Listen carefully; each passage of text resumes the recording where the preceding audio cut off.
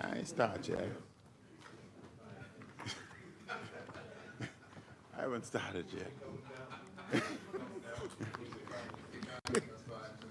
No. Taking 5 minutes. I only got 30. I only got 30. Yeah,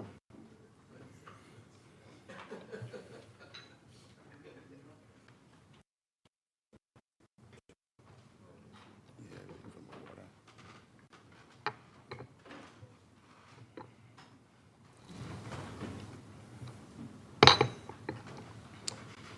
Thank you very much, Mr. Speaker.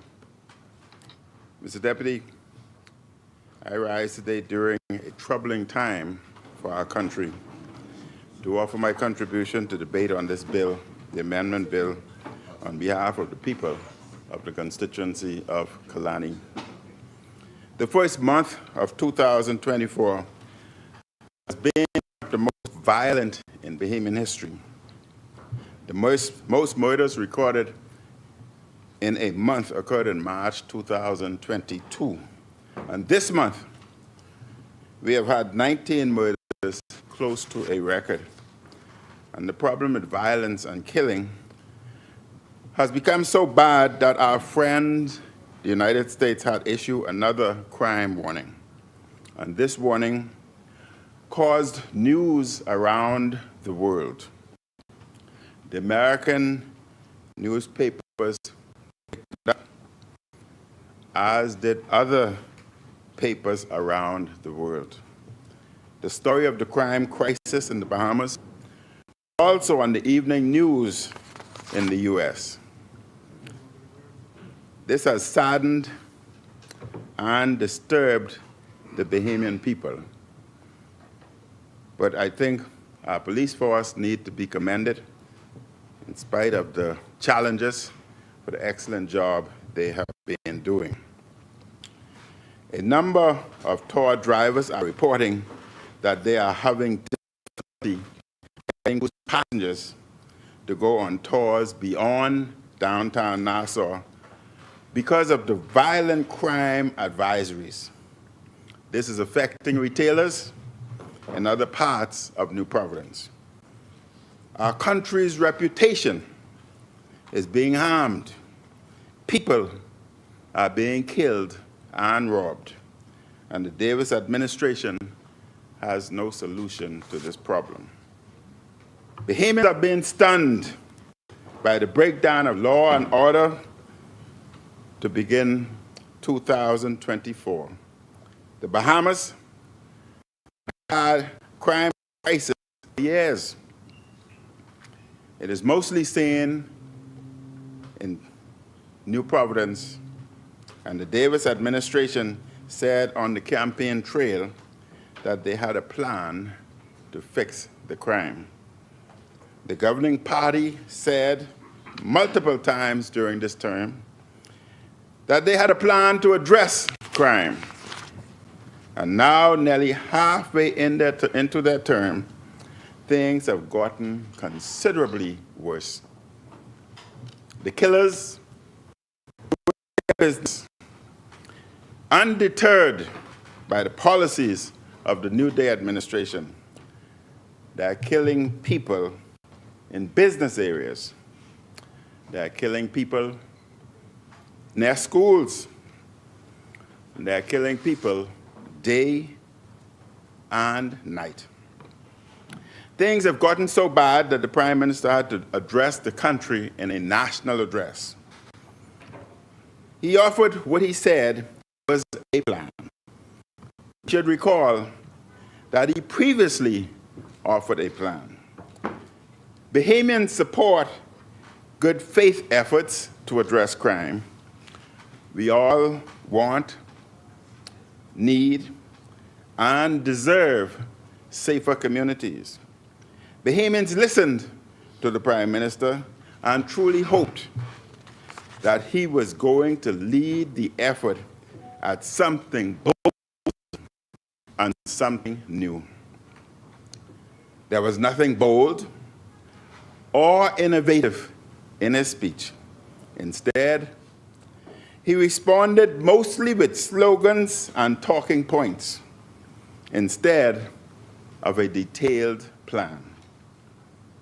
Then after he announced his so-called plan, the next thing Bahamians heard was he was gone again on a trip.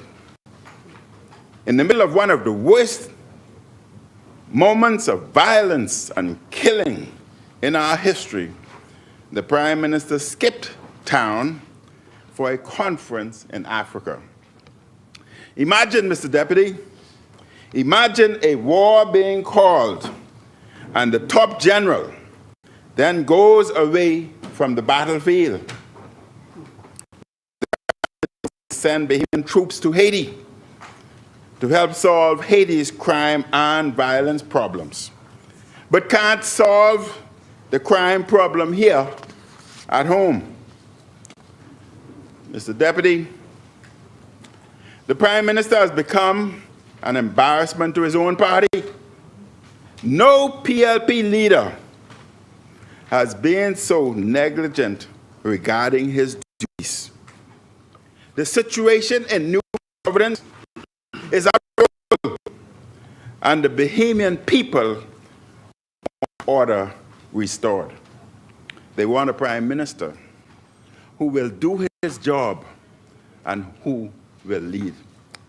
If a ship is taking on water or sinking, that captain stays until that ship goes down. He does not leave at that time. We are witnessing one of the worst failures to lead of any Prime Minister in our Bahamas. From the massive problems at road traffic to the mess at inland revenue, to the cost of living crisis, to the health crisis, the pothole crisis, the immigration crisis, and the dramatic spike in murders, this Prime Minister is failing to care for the needs of our people. This is a Prime Minister, Mr. Deputy, who prides himself on looking after the poor. He's hurting the poor. He's hurting the poor with VAT on medicines and breadbasket items. The hospital, medical personnel give excellent care.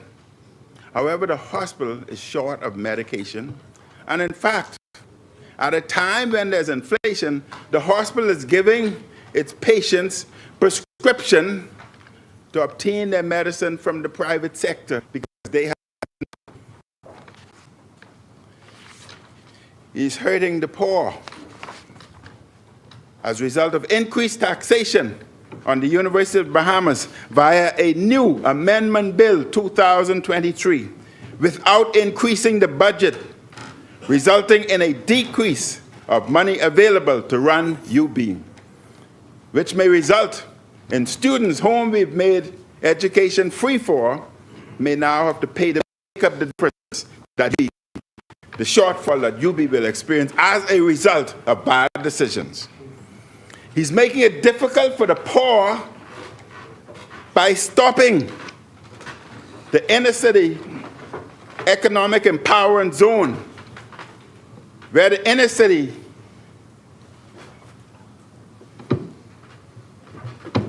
was duty-free for expansion of their businesses, new supplies, business license, no real property tax.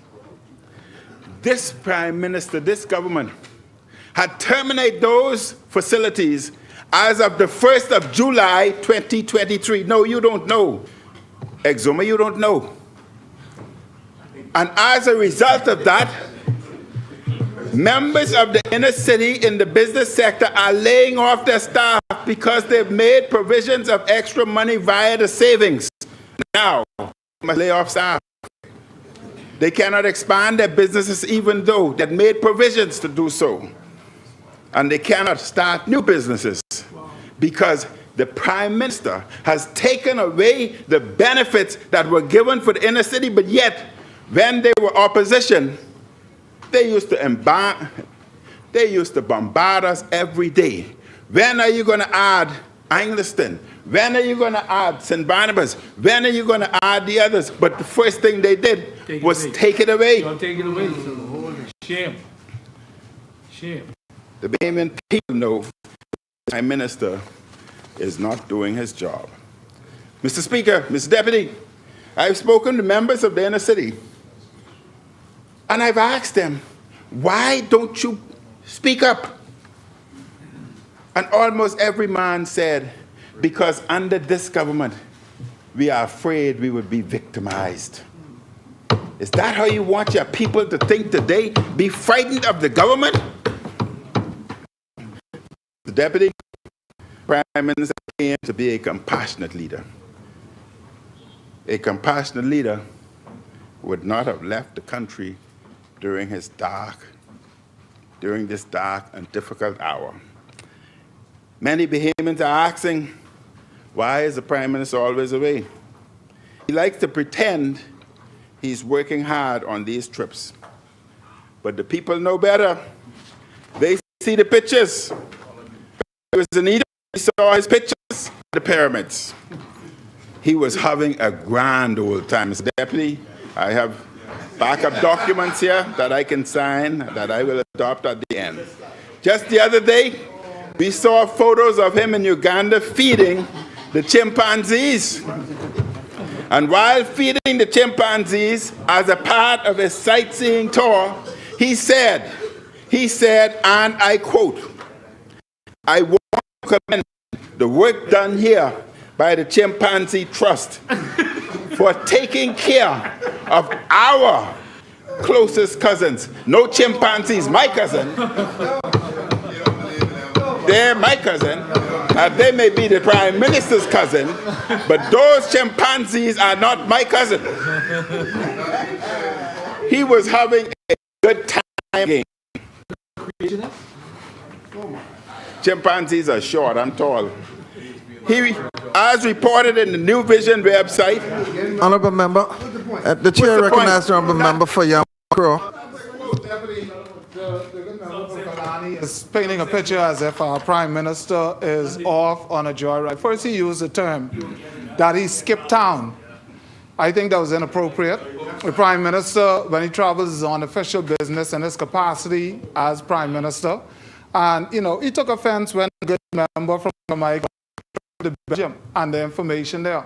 So I don't know that if we should go down that road of talking about trips if the good member don't wish for this type of thing to continue. Thank you.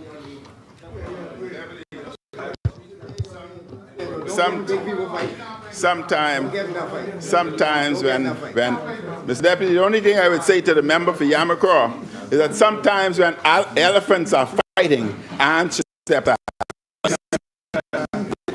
Many years ago, as a high school student in Africa,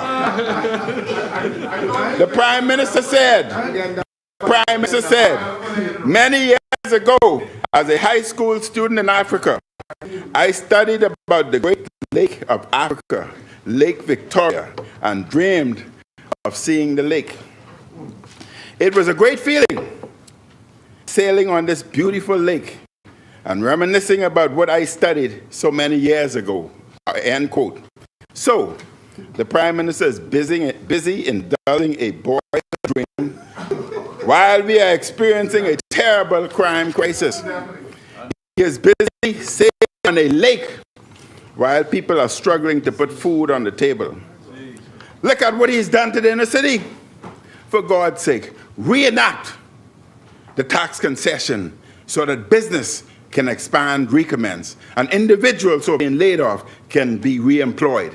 After all, you did not stop it for Bay Street, so why you want to stop it for the poor? Right. The Prime Minister is up. His head is in the clouds. He's living in a world of fantasy. Mr. Deputy, the Prime Minister has brought forward this amendment to the Bail Act to appear as if he is doing something. This bill alone will do very little to stop the widespread violence on our streets. Judges have the ability to revoke bail, and there are a number of cases in which they have done so. It will do little to affect how the courts grant bail. In our constitutional system, the state cannot hold individuals in detention indefinitely within a reasonable time. When a person is charged with a crime, a charge, Mr. Deputy, is only an allegation. That person's liberty cannot be deprived indefinitely through detention just based on an allegation. In the case of some of the most serious offenses, bail is not automatically granted. However, the problem in the Bahamas is there is too much crime and violence. We also have agencies in the criminal justice system that have various deficiencies and inefficiencies in carrying out their mandates. The Bahamian state has great difficulty bringing to trial in a reasonable time. The courts have a constitutional responsibility to protect the liberty of its citizens. If the state cannot bring an individual to trial for murder in 5 or 6 or 7 years, it is unreasonable to say that he should be remanded in prison without trial and conviction for that long. The Prime Minister has no real working plan to reduce the amount of crime and violence on our streets. The Prime Minister has no real working plan to fix the backlog in the criminal justice system to ensure matters are tried quickly. The Prime Minister has no clue as what to do. This amendment is an effort by him to try and say he's doing something. But it will have little to no effect on the core problems we face. Judiciary, Mr. Deputy, is listening, and they're listening to me, and they know that I am correct, and they are probably laughing. The crime crisis requires genuine policy, not public relations. We need the advice of real crime experts, not comic radio hosts like the PLP appointed Rodney Munker. We need short, medium, and long-term solutions to prevent crime, and when it occurs, to lessen its frequency. Rather than giving $10 per year to PLP contractors and consultants, such funding should be given to after-school programs for children. We could enroll thousands of our kids in productive activities after school with the same money the PLP wastes on its supporters. These children would be learning life skills and good habits rather than being unattended on the streets. We could use some of the millions of dollars the Prime Minister uses to travel first class on creating and expanding programs for at-risk youth and drug and mental health treatment initiatives at the prison. This would help reduce recidivism. We could use some of the millions the New Day administration has spent on jobs for PLPs to funding a full and complete CCT system in New Providence, Grand Bahama, and Abaco. This would help with crime prevention and provide evidence when crime occurs. There are camera networks, but a focused Prime Minister would ensure the networks are completed and fully working in major population centers to help in the crime fight. We must ask the right fundamental questions of our criminal justice system if we are to fix it. Do the police have sufficient detectives, investigators, Why don't we have a national forensic lab? Are there enough prosecutors and support staff at the Office of the Attorney General?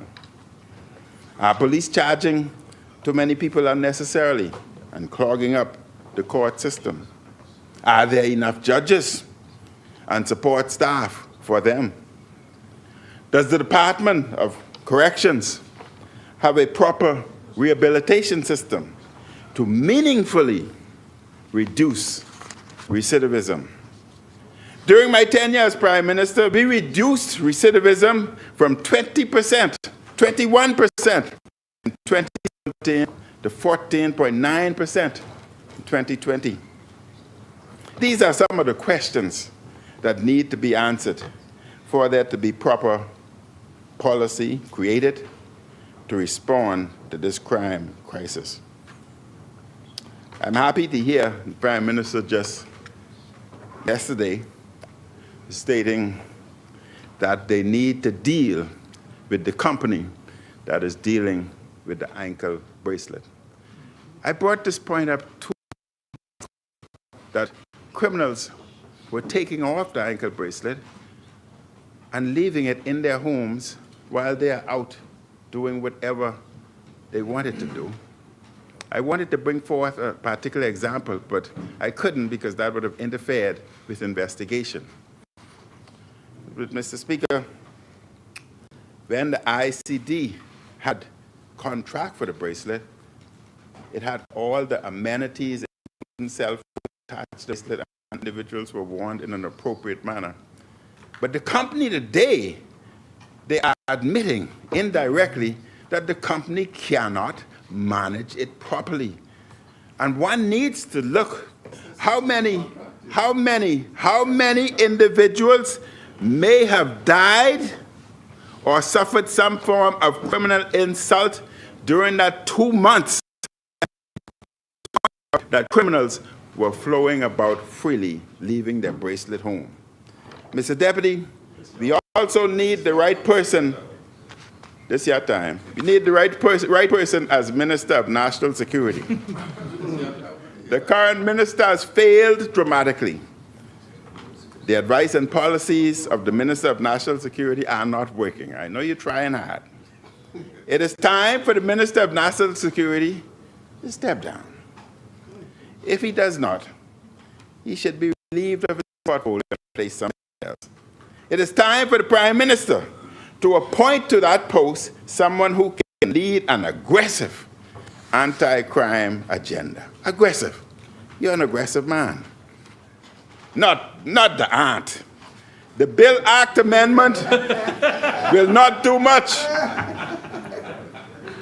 Putting in place a more capable Minister of National Security would help. The current minister shared data with the media a few weeks ago indicating crime was down 20%.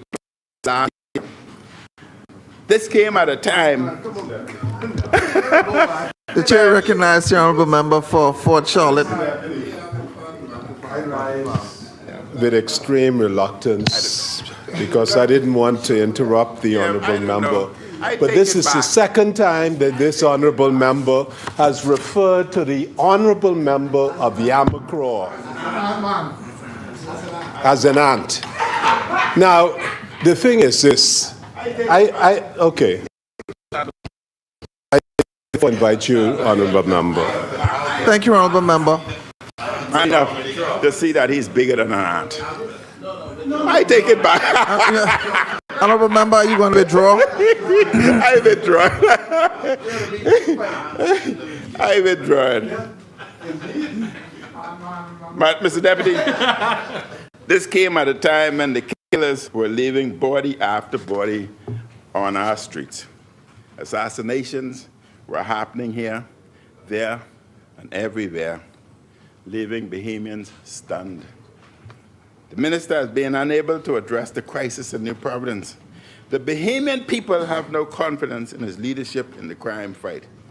We need an aggressive minister of national security. We also need, listen to me, we need the cabinet to challenge the prime minister to stay in the country and do his job.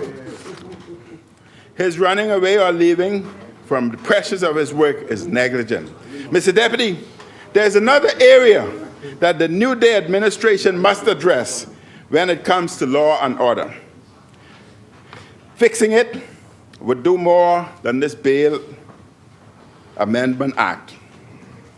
I have asked in this place several times for the governing side to state how many licenses. I recommend there be an amendment to the Firearms Act to stop this PLP practice of giving handgun license to criminals. The amendment would do two things. One, it would prevent the government from issuing firearms to those who have been convicted of offenses involving dangerous drugs, harm to another person, or firearms. And two, it would require the government to revoke any firearms licenses that have been issued to anyone who has been convicted of offenses involving dangerous drugs, harm to another person, or firearms. And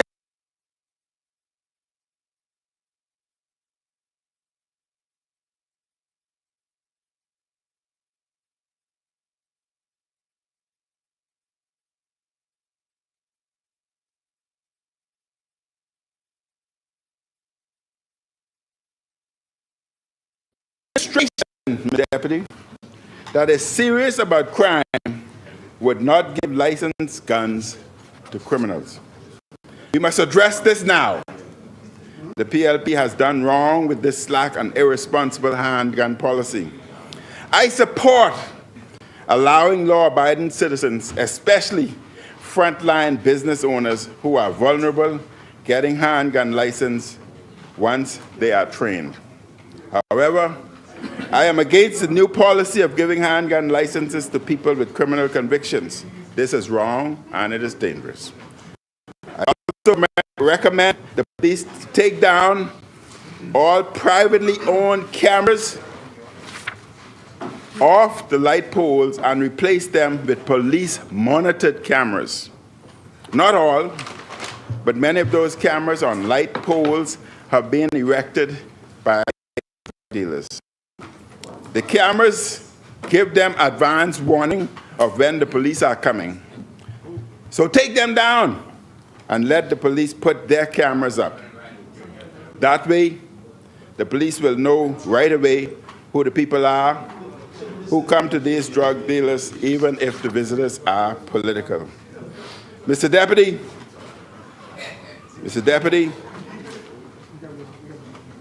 let them do their job by taking these cameras down off the light poles and instead put their cameras up. Now the Prime Minister is here. I'm asking. I know. Yeah. That was why, I only got 4 minutes. That was why I was so happy that I was able to give the book to you this morning because I figured after I finished speaking today, you'd probably be annoyed with me and don't want to take my book.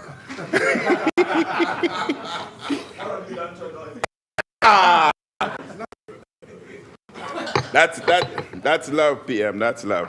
But Mr. Deputy, I'm asking the Prime Minister and his team to show the people how serious they are about crime. Commit to no criminals receiving government contracts. Ask the PM.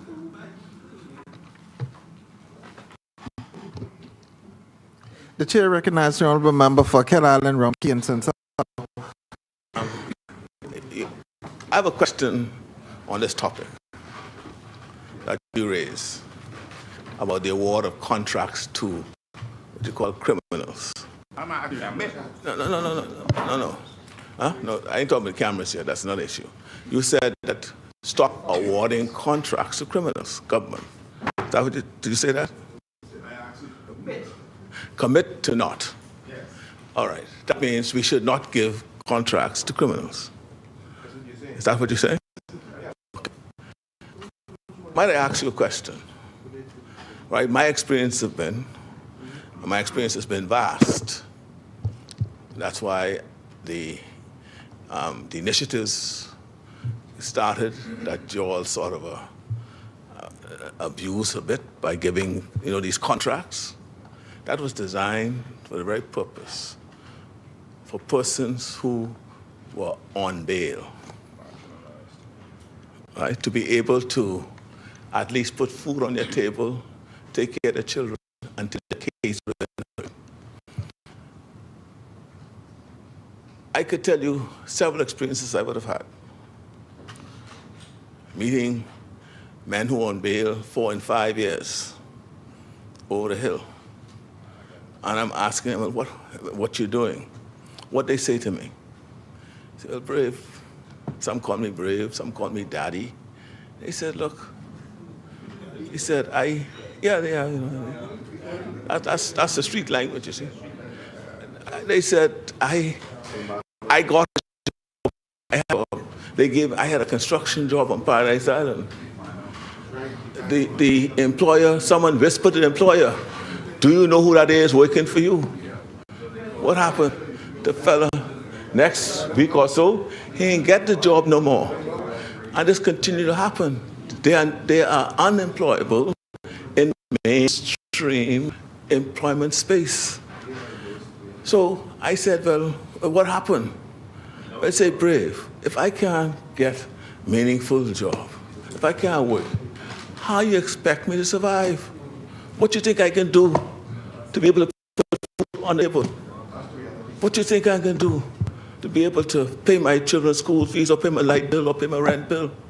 What I got to do when my mom is sick and has to go to the hospital? Where I can find the money from? You need a GC to understand the answer to that? Answer that. So that commitment will only encourage more of the criminal activity that we are trying to avoid. The idea is to keep idle hands busy. Because as you would have known, growing up in the circumstances you suggest you grew up in, idle hands is what? Devil's workshop.